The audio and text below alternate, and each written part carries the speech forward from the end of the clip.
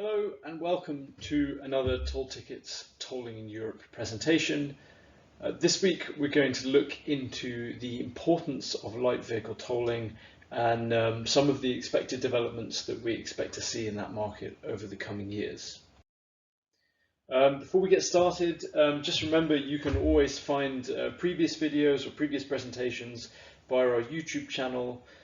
Just search for Toll Tickets Tolling and you will find various presentations covering the light vehicle market size, vignettes, tolling across borders, heavy vehicle tolling, terminology, and the relationship between tolling and electric vehicles now and in the future. So today, as I said, we're going to look at the importance of light vehicle tolls, particularly in how they relate to heavy vehicle tolls or heavy vehicle tolling across the European continent. For quite some time now, both fuel card issuers and fleet telematics companies have positioned themselves as providers of tolling devices, service and payments. As most of you will know, fuel cards are already accepted as forms of payment in almost all countries in Europe, whether that's directly via a manual payment at the booth, or whether it's linked to a specific onboard unit, either for a country or maybe an EATS onboard unit, interoperable onboard unit for the heavy vehicles. More recently, we've seen the entrance of fleet telematics providers into this space as well, who have also sought to position themselves similarly to the fuel card issuers by enabling a declaration and settlement of tolls in selected countries, notably Hungary and Bulgaria, and just in the last couple of months, Poland as well.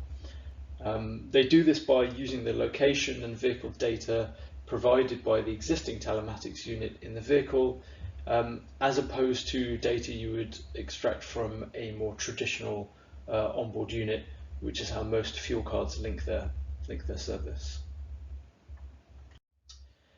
However, as we've just outlined, while many fuel card issuers are also active in the light vehicle market as a form of payment for passenger vehicles, it's fair to say that most of their efforts have really focused on tolling for heavy goods vehicles. There are good reasons for this, of course, but this misses significant opportunities, we think, in terms of generating additional revenues, opening new product lines, and providing a more comprehensive mobility package to light vehicle users in the same way that they do for heavy goods vehicle users. And to illustrate this, we want to start by looking at France, Europe's largest market for tolling. Each year, more than 10 billion euros in tolls are collected from across more than 9,000 kilometers of mostly motorways. 33% of these monies collected come from heavy vehicles over 3.5 tons, but this then still leaves about 7 billion euros, which is generated by passenger cars.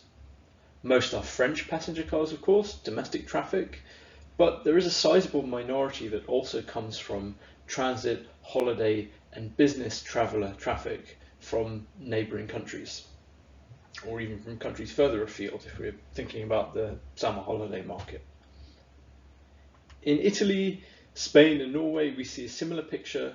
Each on their own represents a significant tolling market for all vehicles, heavy and light, but as we can see when we do the split between collected revenues, we can see that it's heavily weighted towards light vehicles.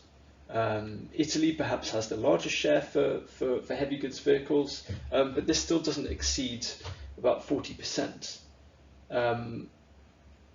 What we take from this, of course, is that the overall opportunity is much greater in this light vehicle space. By way of comparison, I wanted to have a look at Belgium, one of the most important countries for heavy vehicle tolling, of course. Here there are currently 9 service providers, either with a device on the market or in the process of launching one. The network is large, compared to some other countries, nearly 7,000 kilometers. But the addressable revenues in total are significantly smaller. So by really focusing on these heavy goods countries and markets, we think that a lot of potential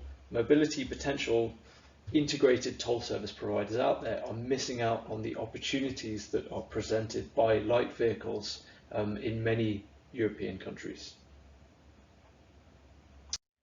And so finally, I just wanted to take a look at some of the most recent developments and also highlight a few important developments that we see happening over the next 2 to 3 years, particularly in the light vehicle space.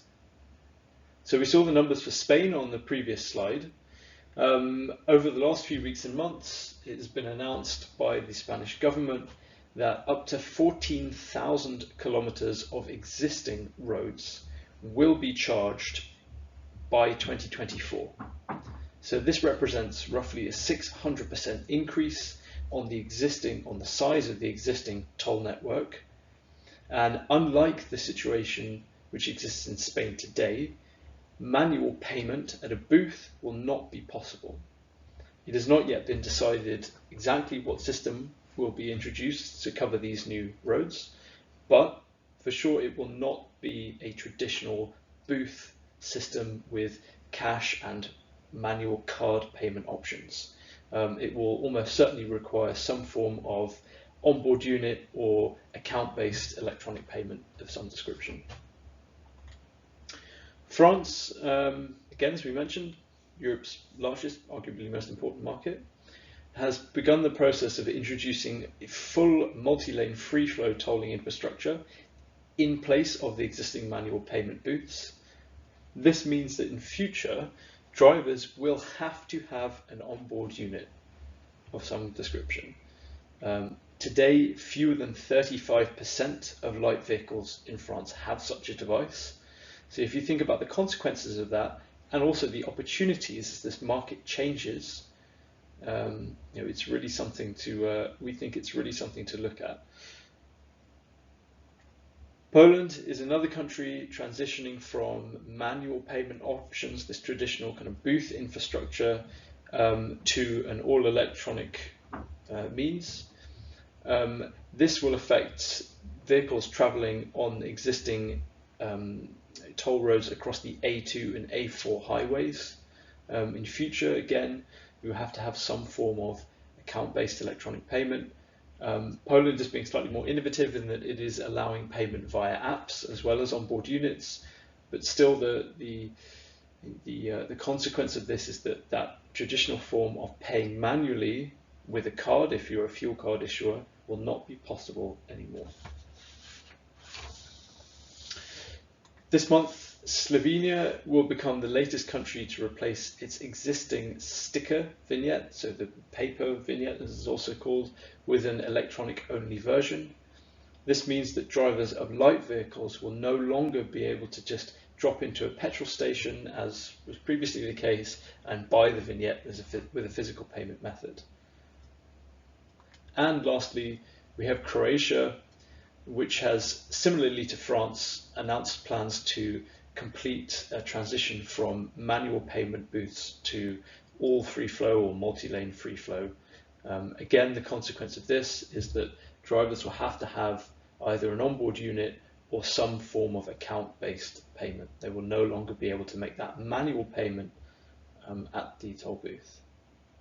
And as I said in the previous slide, the conclusion here is really that there are many opportunities existing today and also coming in the future to integrate light vehicle payments with other mobility services that, in our view, are often missed. And as we can see in this slide, those opportunities are only going to grow in future. And if we think about this and consider how the market could develop, could grow over the coming years, we think it's really important for mobility service providers, fleet service providers out there who have a stake in this vehicle payments ecosystem to start thinking about how they can integrate light vehicle tolling into their portfolio in order to stake your claim to the tolling customer of not just today but also tomorrow. So thank you for listening. I hope you found the content useful. As always, I can be contacted with any questions, comments, or suggestions via the email address below. And I hope you have a good remainder of the week. And I also hope that the weather is slightly better wherever you are than it is here in Vienna.